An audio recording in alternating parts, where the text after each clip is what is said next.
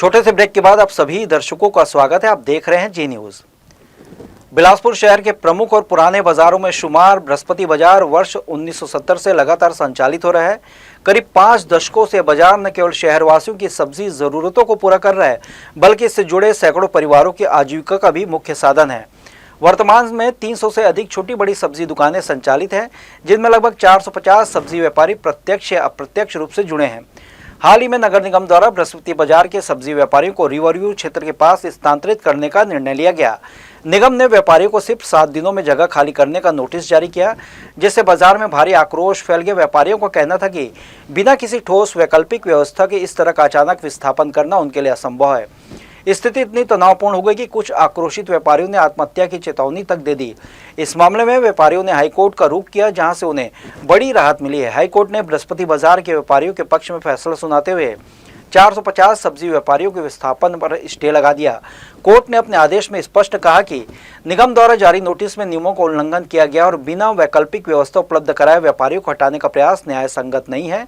नगर निगम की ओर से बृहस्पति बाजार के स्थान पर मल्टीलेवल सब्जी बाजार बनाने की योजना बताई गई है, लेकिन कोर्ट ने फिलहाल इस प्रक्रिया पर रोक लगा दी है। हाईकोर्ट ने मामले में अगली सुनवाई 5 जनवरी को तय की है। फिलहाल स्टे के बाद बृहस्पति बाजार के व्यापारियों ने राहत की सांस ली है और वहीं निगम की आगे की कार्रवाई अब कोर्ट के अगले आदेश पर निर्भर करेगी। हम लोग सर 30-32 साल हो गया यहाँ धंधा करते, और हमको वो नदी के किनारे में वो यानी उसमें नोटिस में दिया गया है नदी किनारे गोड़पारा नदी किनारे में, तो ना तो वहाँ कोई शेड बनाया गया है, ना ही पेयजल की व्यवस्था है, ना ही सुलभ शौचालय की व्यवस्था है। कोई प्रकार की व्यवस्था नहीं है सर वहाँ। ऐसी मतलब खुले आसमान में आप बैठो और धंधा करो। अच्छा, रिवर व्यू ऐसा जगह है सर, वो 2 महीने के बाद में 1 महीने के बाद में वहाँ से तो हटना ही पड़ेगा। फिर ना हम तो धोबी का कुत्ता घर का न घाट का, इस टाइप का करने को इन लोग आमादा हैं। हम लोग यहाँ पे लगभग 300 से ज़्यादा व्यापारी हैं और हम लोग भी यही चाहते हैं कि भाई इस योजना को यहाँ से निरस्त किया जाए और बिल्कुल यहाँ पे सब चीज़ें व्यवस्था सब कुछ सुगम है। बाजार समिति वाले बहुत अच्छे से अपने इस व्यापार को बाज़ार को बहुत अच्छे से सुव्यवस्थित करके रखे हुए हैं। यहाँ पे बाकायदा गेट है, कैमरा लगा हुआ है, सीसी रोड है, पानी की व्यवस्था, हमको किसी भी प्रकार की कोई कमी नहीं है। हाँ, बाहर की जो व्यवस्थाएं है जहाँ पे यातायात की बात आती है तो उसके जिम्मेदार हम सब्जी वाले नहीं हैं। वहाँ पे 5000 सुबेरे 5000 श्रमिक आके खड़े हो जाते हैं, शाम को ठेले वाले आ जाते हैं, तो वो उसके रिस्पॉन्सिबल हम थोड़ी हैं, सब्जी वाले थोड़ी हैं। वो चीज़ शासन को देखनी चाहिए, प्रशासन को उसमें कार्रवाई करनी चाहिए और बिल्कुल उनके लिए एक जगह सुनिश्चित करनी चाहिए। उनका भी पेट रोजी चलता है वहाँ से। बिलासपुर शहर के कोनी थाना क्षेत्र से नशे में धुत युवक युवती का हाई वोल्टेज ड्रामा सामने आया है। सड़क पर हुए इस हंगामे का वीडियो सोशल मीडिया में तेजी से वायरल हो रहा है, जिसमें दोनों के बीच जमकर विवाद होता नजर आ रहा है। जानकारी के अनुसार युवक और युवती बीच किसी बात को लेकर पहले कहासुनी हुई, जो देखते देखते सरेराह झगड़े में बदल गई। वायरल वीडियो में युवती युवक को थप्पड़ मारते दिखाई दे रही है, जिससे मौके पर मौजूद लोग भी हैरान रह गए। ड्रामा यही नहीं थमा, युवती ने गुस्से में आकर सड़क पर चलती कार के सामने कूदकर मरने का नाटक भी किया।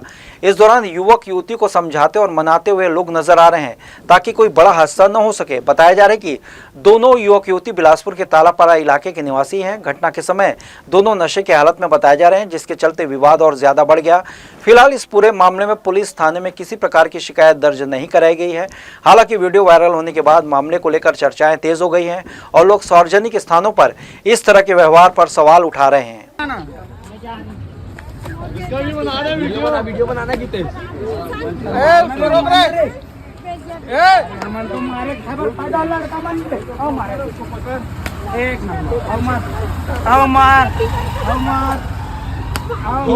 ठोक दे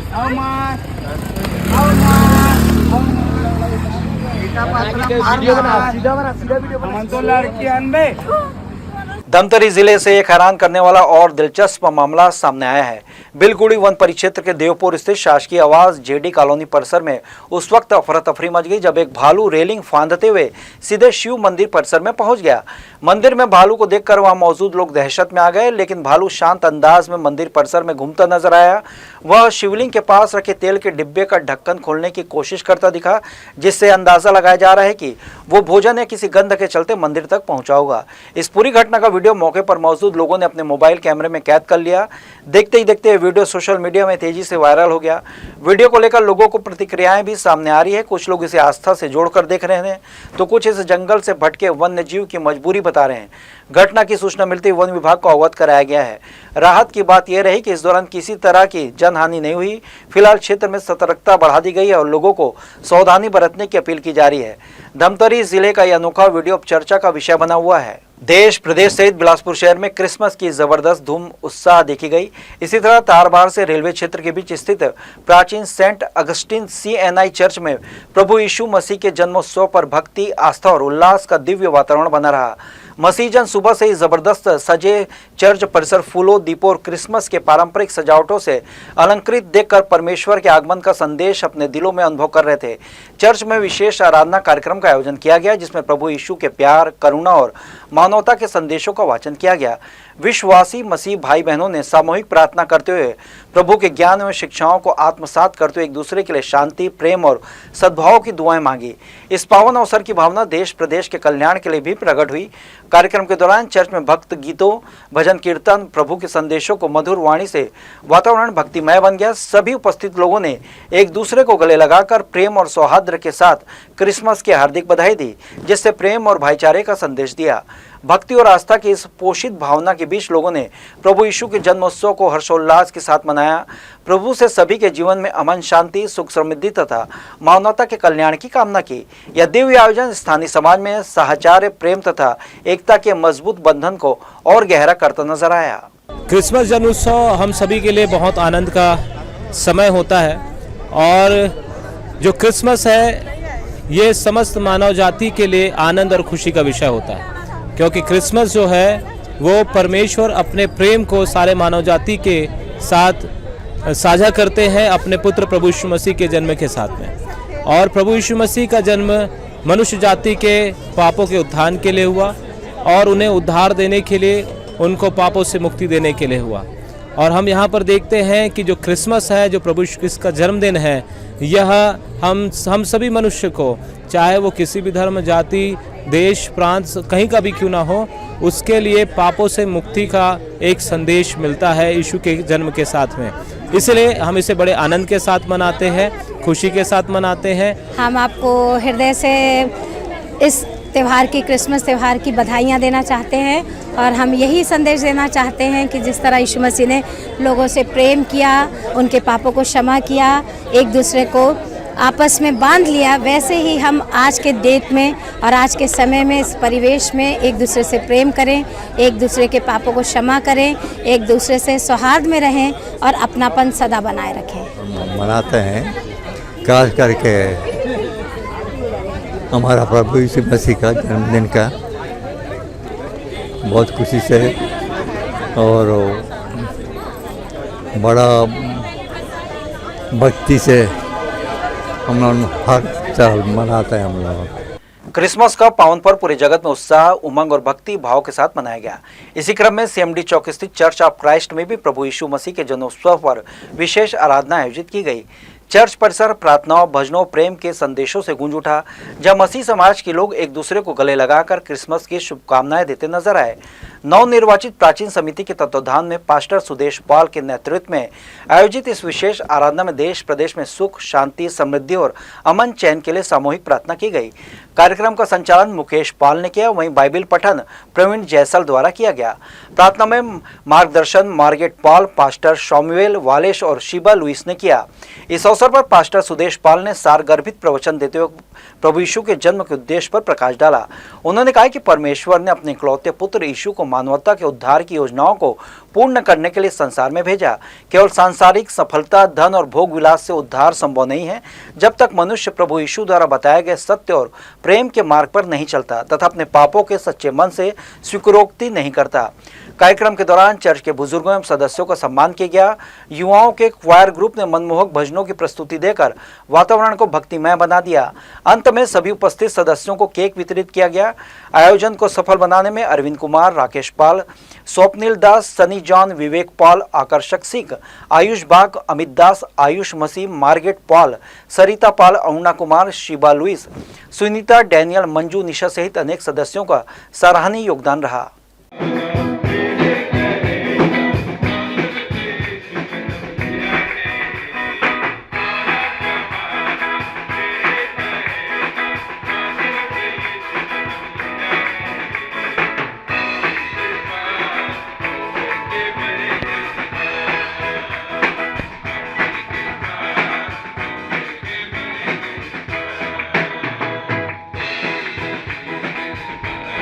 आज सारे जगत में प्रभु यीशु मसीह के जन्मोत्सव को बड़े आनंद और खुशी के साथ मनाया जा रहा है, क्योंकि क्रिसमस का पर्व जो है वो बड़े आनंद और खुशी का पर्व है, और मसीहों के लिए ही नहीं लेकिन अन्य सारे अर्थात सारे मनुष्य जाति के लिए, क्योंकि प्रभु यीशु मसीह का इस जगत में आने का अभिप्राय और उद्देश्य यही था कि जो कोई प्रभु यीशु मसीह पर विश्वास करे वो नाश न हो परंतु शाश्वत जीवन पाए। प्रभु यीशु मसीह नम्र और दीन बनकर आए और उन्होंने सारे जहां को और सारे मानव जाति को सुख, शांति, खुशी, आनंद, उत्साह, अमन, चैन और शांति का संदेश दिया। जैसे कि आज के दिन सारा विश्व जो है प्रभु यीशु मसीह के जन्म उत्सव को मना रहा है, ये सच में हमारे लिए बड़ी ही खुशी और आनंद की बात है कि उद्धारकर्ता प्रभु यीशु मसीह आज से 2025 साल पहले बैतलहम में हमारे मानव जाति के लिए जन्म लिए, कि उनके इस पृथ्वी पर जन्म लेने के द्वारा से सारी मानव जाति का उद्धार हो सका। आप सभी जानते हैं कि आज क्रिसमस पर्व सारा विश्व मना रहा है। हम सभी बहुत आनंदित हैं, खुश हैं और प्रभु में आनंदित हैं। प्रभु ने हमें सिखाया कि यदि कोई एक गाल पे थप्पड़ मारे तो उसे दूसरा भी दिखा दो। प्रभु हमें प्रेम करना सिखाया और हम जब तक संसार में रहे एक दूसरे से प्रेम करते हुए इसी तरह आनंदित और खुश और मगन रहे। आज का दिन बहुत ही खुशी का दिन है, जो आज प्रभु यीशु मसीह का जन्म के उत्सव में हम आज मसीह भाई बहन हम सब मिलकर बहुत ही खुशी से एक दूसरे को उपहार देते हुए गले मिलके प्रभु का जन्मदिन मनाते हैं। ईसाई समुदाय के लिए बड़ा दिन यानी क्रिसमस बेहद खास और पावन पर्व होता है। इसी कारण 25 दिसंबर को क्रिसमस का त्यौहार देश भर में उल्लास और श्रद्धा के साथ मनाया जाता है। बिलासपुर में भी गुरुवार को क्रिसमस के अवसर पर सुबह से ही विशेष रौनक देखने को मिली। शहर के सभी प्रमुख गिरजाघरों में प्रभु यीशु मसीह के जन्म दिवस को लेकर विशेष आराधना प्रार्थना सभाओं का आयोजन किया गया। सुबह से ही बड़ी संख्या में ईसाई समुदाय के लोग गिरजाघरों में पहुंचे और प्रभु यीशु के जन्म की खुशियां मनाई। इस दौरान विशेष प्रार्थना, बाइबिल पाठ और गीत संगीत का आयोजन किया गया। क्रिसमस कैरोल और भजन कीर्तन से पूरा माहौल भक्तिमय हो गया। गिरजाघरों को आकर्षक रोशनी, फूलों और रंग बिरंगी सजावट से सजाया गया, जिससे वातावरण और भी मनोहरी नजर आया। क्रिसमस का पर्व प्रेम, शांति और भाईचारे का संदेश देता है। प्रभु यीशु के जीवन, उनके उपदेशों को याद करते हुए लोगों ने एक दूसरे को क्रिसमस की शुभकामनाएं दी। बच्चों में भी खासा उत्साह देखने को मिला। कई जगहों पर सांता क्लॉज के रूप में लोगों ने बच्चों को उपहार बांटे, जिससे खुशियों का माहौल और बढ़ गया। दिन भर शहर में उत्सव का माहौल बना रहा और लोगों ने आपसी सौहार्द के साथ क्रिसमस का पर्व मनाया। देखिए, मसीह समाज के लिए साल भर में दो ही त्योहार हैं। एक क्रिसमस है जो कि बड़े आनंद और उल्लास का है, और दूसरा जो है वो गुड फ्राइडे और ईस्टर होता है। लेकिन क्रिसमस में ही गुड फ्राइडे और ईस्टर का शुरुआत होता है, क्योंकि यीशु मसीह बलिदान के रूप में हम सबों के बीच में आए, कुंवारी से उत्पन्न हुए, और वेदों, शास्त्र और बाइबल बोलती है कि जो कुंवारी से उत्पन्न होगा वही सारे पापों को हर लेगा। तो यीशु मसीह सारे जगत को पापों को हर लेने के लिए आज के दिन इस पृथ्वी पर जन्म लिए, परमेश्वर के रूप को यीशु के रूप में लेकर के मनुष्यों के बीच में डेरा किया और मनुष्यों के एक उद्धार का मार्ग तय किया। यही क्रिसमस हम लोग के लिए है। सीपत बलौदा से कोरबा तक की 87 किलोमीटर लंबी सड़क बदहाल हालत में पहुंच चुकी। जगह जगह गड्ढे, उड़ती धूल और उखड़ी परतों के कारण मार्ग दुर्घटना का खतरा बन गया है। दिन रात भारी वाहनों की आवाजाही से हालात और खराब होते जा रहे हैं, जिससे सड़क किनारे बसे गाँव के लोग सबसे ज्यादा परेशान हैं।